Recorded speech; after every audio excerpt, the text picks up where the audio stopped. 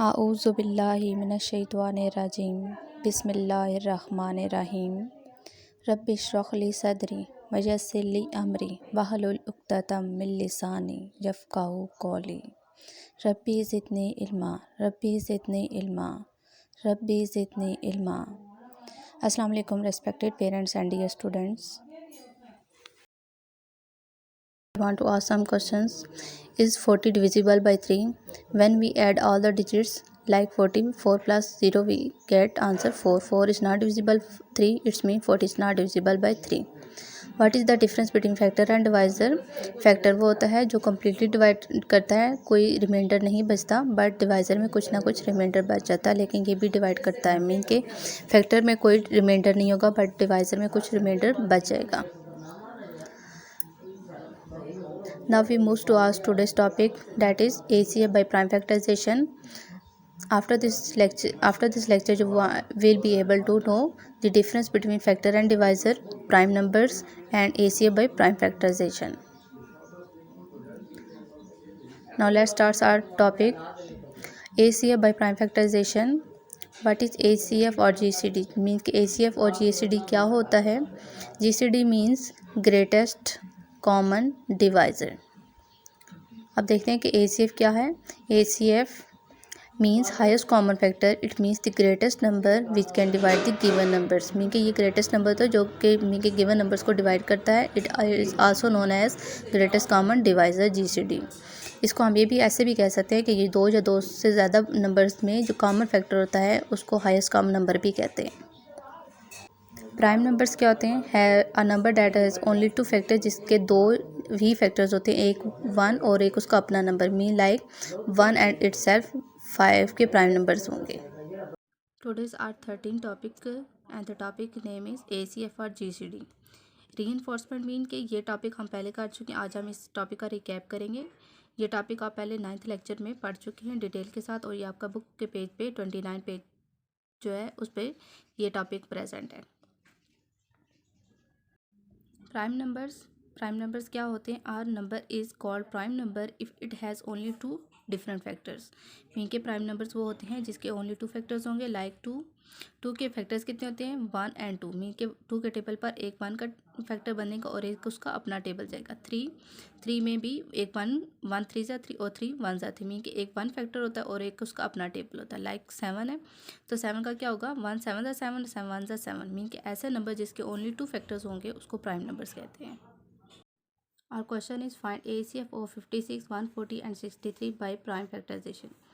56, 140 और 63 की prime factorisation करनी है। ठीक है, सबसे पहले हम लोगों ने क्या करना है कि प्रीवियस लेक्चर्स में भी आपको डिटेल के साथ बताया कि सबसे पहले आप लोगों ने क्या क्या चीज़ें इसके लिए करनी है। तो 56, 140 और 63 के लिए प्राइम फैक्टराइजेशन मेथड से ACF फाइंड आउट करने के लिए सबसे पहले आपने क्या करना है, ये एक ग्रिल बनानी है। ठीक है, आपने ये पेंसिल से बनानी है। ठीक है, ग्रिल इस तरीके से बनानी है, एक लाइन इस तरीके से ड्रॉ करनी है और बाकी इस तरीके से आपने ड्रॉ करनी है ताकि आपकी ये ग्रिल अच्छे से बने। देन आप लोगों ने क्या करना है कि जो आपके पास डिजिट्स मीन के जिसका आपने ACF फाइंड आउट करना है, जो अमाउंट होगी वो है 56, 140 और 63। इनको आपने टॉप पर लिख लेना है। नेक्स्ट आपने अकॉर्डिंग टू रूल्स और डिविजिबिलिटी चेक करना है कि 56 कौन से टेबल से डिवाइड हो सकता है। सबसे पहले आपने छोटा टेबल ही लेना है।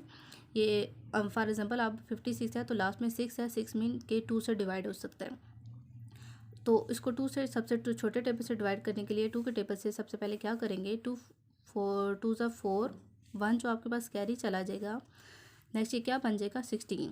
तो 2 8 ज़ा 16। आपको लास्ट 9 लेक्चर में बताया कि अगर आप लोगों को यहाँ पर डिवीजन करनी मुश्किल हो, इस तरीके से डायरेक्ट आपको डिवाइड करना ना आए, तो आप लोगों ने क्या करना है, रफ एरिया में इसको डिवाइड करके देख लेना। मीन कि 56 को 2 से डिवाइड करेंगे तो आपके पास आंसर 28 ही आएगा। नेक्स्ट है 8, लास्ट में 8 है, इट्स मीन कि ये भी 28 भी 2 से डिवाइड हो सकता है। नेक्स्ट अगेन 2 लेंगे, 2 1 are 2, 2 4 are 8। According to rules और डिविजिबिलिटी 14 में लास्ट में क्या है 4 और इवन नंबर है तो वो भी 2 से डिवाइड हो सकता है। अगेन आप 2 का टेबल लेंगे, 2 7 आर 14। अब 7 एक ऐसा टेबल है जिसपे कोई और टेबल नहीं जाता, तो 7 का अपना ही टेबल 7 को कैरी करेगा। 7 1 आर 7। नेक्स्ट है 140। 140 को आप डिवाइड करने के लिए सबसे पहले अकॉर्डिंग टू डिविजली देखना है कि लास्ट में 0 है, इसमें ये 2 से डिवाइड हो सकता है, लास्ट में 0 है तो इसमें 10 से भी डिवाइड हो सकता है, बट हमने 2 से डिवाइड करना है सबसे छोटे टेबल से। 2 के टेबल लेंगे, 2 7 ज़ार 14 होता है और 2 0 ज़ार 0। नेक्स्ट है 70, लास्ट में 0 इट्स मीन अगेन वो 2 से डिवाइड हो सकता है। अगर आपको 70 डिवाइड करना यहाँ मुश्किल लग रहा है तो आप उसको रफ एरिया में रफ डिवाइड करके चेक कर सकते हैं। 2 3 ज़ार 6 होता है और 1 जो आपके पास 7 में से 6 करेंगे तो 1 रिमाइंडर जो बचेगा वो नेक्स्ट आपके पास क्या बन जाएगा 10। मीन के 2 3 ज़ार 6 और 1 जो बचेगा वो 1 नेक्स्ट कैरी 0 के साथ होगा और ये क्या बन जाएगा 10। 2 5 ज़ार 10। अब लास्ट में क्या है 5, इसमें कि ये 5 के टेबल से डिवाइड होगा। तो वैसे भी आप लोग अगर 5 का टेबल पढ़ें तो 5 7 ज़ार 35 होता है और 7 के टेबल में भी 35 होता है, बट आपने ये सबसे पहले छोटा टेबल लेना है 5 का।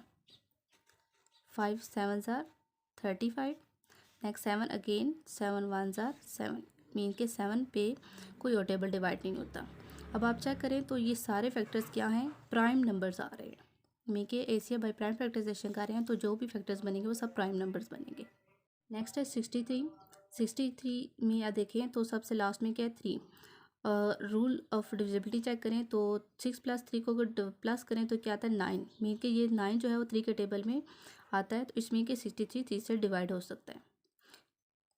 3 का टेबल लेंगे, 3 2 ज़ार 6, 3 1 ज़ार 3 3 1 ज़ार 3।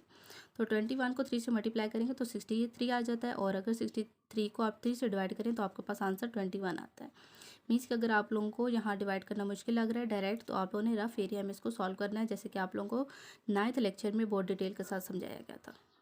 नेक्स्ट है 21 को 3 से के टेबल से में भी आता है और 7 का टेबल में, बट आप लोगों ने सबसे पहले स्मॉल टेबल लेना है। 3 7 ज़ार 21, नेक्स्ट 7 1 ज़ार 7।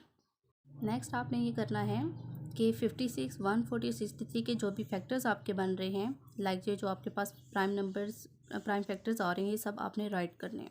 लाइक 56 का हमारे पास क्या है 2 multiply by 2 multiply by 2 multiply by 7, ये 56 के फैक्टर्स बन रहे हैं। 140 के कितने फैक्टर्स हैं 2 multiply by 2 multiply by 5 multiply by 7।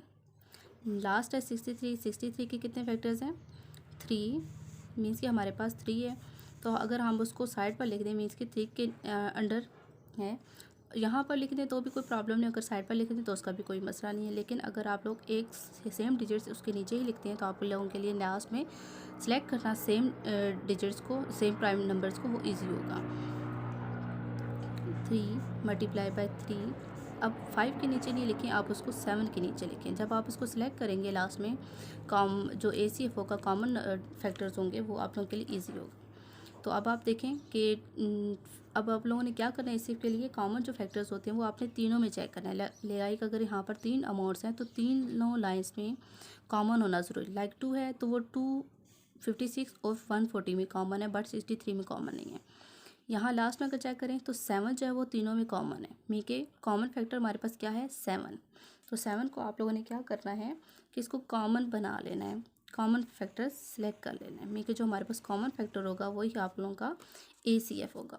अगर आप लोगों के एक से ज़्यादा कॉमन फैक्टर्स आते हैं तो आप लोगों ने उसको क्या करना है कॉमन फैक्टर्स को लाइक 2 मल्टीप्लाई बाय 7 तो 2 7 14 आंसर आ जाएगा। बट यहाँ पर हमारे पास जस्ट एक फैक्टर कॉमन है तो उसको आप लोग ACF भी काउंट करेंगे और उसी को कॉमन फैक्टर भी काउंट करेंगे और यही आपका आंसर हो जाएगा। नेक्स्ट और question is find the ACF for each group of prime factors. Mean कि इस क्वेश्चन में आप लोगों के पास प्राइम फैक्टर्स आपको पहले से दिए गए हैं और आपने उसका ACF फाइंड आउट करना है। ये आपके बुक का जो पेज है वो 35 पर प्रेजेंट है। ऐसे क्वेश्चन आपके बुक के पेज 35 पर हैं। तो अगर आप लोगों का इस तरीके से क्वेश्चन आ जाता है कि जस्ट आप लोगों को प्राइम नंबर्स दिए जाते हैं, फॉर एग्जांपल एक प्राइम नंबर का सेट है, सेकंड प्राइम फैक्टर्स का सेट है और थर्ड प्राइम फैक्टर्स का सेट है, आप लोगों ने उनको सबसे पहले राइट करना है सेम इस तरीके से ताकि आप लोगों के सेम डिजिट्स होंगे, सेम जो प्राइम नंबर्स होंगे वो उस एक दूसरे के नीचे लिखिए ताकि आपकी बाद में सिलेक्शन ईजी हो सके। सेम आप लोगों ने जो सिलेक्ट करते हैं लास्ट में वो ये आसानी हो सकती है। और उसके बाद आप लोगों ने करना है कि इन सब को आपने मल्टीप्लाई करना है लाइक 2 3 ज़ार 6, 6 3 ज़ार 18, 18 5 ज़ार 2 3 ज़ार 6, 6 3 ज़ार 18, 18 5 ज़ार 90। ठीक, नेक्स्ट 2 3 ज़ार 6, 6 5 ज़ार 30, 30 को 7 से जब आप मल्टीप्लाई करेंगे तो आपके पास आंसर आता है 210। नेक्स्ट 2 3 ज़ार 6, 6 3 ज़ार 18, 18 को 7 से मल्टीप्लाई करेंगे तो आपके पास आंसर है 126। मीन्स कि अब आप लोगों ने देख लिया कि इन जो आप लोगों के पास प्राइम नंबर फैक्टर्स हैं ये किसके प्राइम फैक्टर्स हैं। लाइक 90 के ये प्राइम फैक्टर्स हैं। ये जो फैक्टर्स आपको दिए गए हैं वो 210 के हैं और ये जो फैक्टर्स हैं वो 126 के हैं। अब आप लोगों ने क्या करना है कि जी आप लोगों ने सेम सेलेक्ट करने हैं। लाइक अब 90 में 210 में 126 में इन सब में कॉमन क्या है 2। अगर आप देखें तो तीनों में मीन्स के 2 भी आप लोगों के पास कॉमन फैक्टर है। नेक्स्ट 3 देखें तो 3 भी क्या है तीनों में कॉमन है, तो ये आप लोगों के पास 3 जो है ये भी कॉमन फैक्टर है। नेक्स्ट आप चेक करें 3 है 5 है 5 है 7 है 3 है 7 है। मीन्स कि अब यहाँ पर आपके पास कोई भी ऐसा फैक्टर जैसे 3 है तो 3 जो है वो तीनों में कॉमन नहीं है, 5 है तो वो तीनों में कॉमन नहीं है, 7 है तो तीनों में कॉमन नहीं है, बट 2 और 3 जो क्या है वो तीनों में कॉमन है।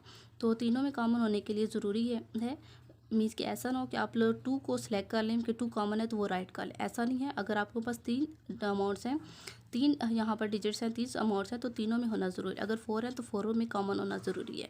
अगर 2 है तो 2 में आपने चेक करना है। अगर यहाँ पर अब हमारे पास 3 है 90, 210 और 126 3 अमाउंट्स हैं तो तीनों का आप लोगों ने चेक करना है।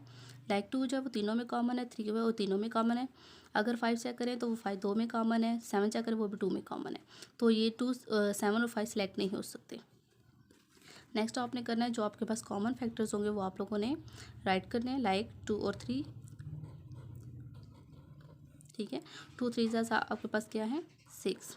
ACF क्या आया आपके पास आया है 6, 2 3 ज़ा 6। नेक्स्ट स्टूडेंट आपका सेकंड क्वेश्चन है। इसमें भी आप लोगों को प्राइम फैक्टर्स के 3 सेट दिए गए हैं। ठीक है, सबसे पहले आप लोगों ने क्या करना है सोल्यूशन के एरिया में आपने इसी तरीके से वेक्टर्स लिखने हैं। जो आपके पास प्राइम फैक्टर्स के सेट दिए गए हैं उनको आपने मल्टीप्लाई करना है। तो आपके पास फर्स्ट है 2 2 ज़ा 4, 4 2 ज़ा 8, 8 5 ज़ा 14। नेक्स्ट 2 2 ज़ा 4, 4 3 ज़ा 12, 12 5 ज़ा 16। 2 2 ज़ा 4, 4 5 ज़ा 4 5 ज़ा 20, 20 को जब आप 11 से मल्टीप्लाई करेंगे तो आपके पास आंसर है 220। इसके बाद आप लोगों ने सिलेक्ट करने हैं सेम लाइक जैसे प्रीवियस क्वेश्चन में किए। आप देखिए 2 जो है वो तीनों में कॉमन है, नेक्स्ट 2 भी तीनों में कॉमन है और ये 5 भी तीनों में कॉमन है।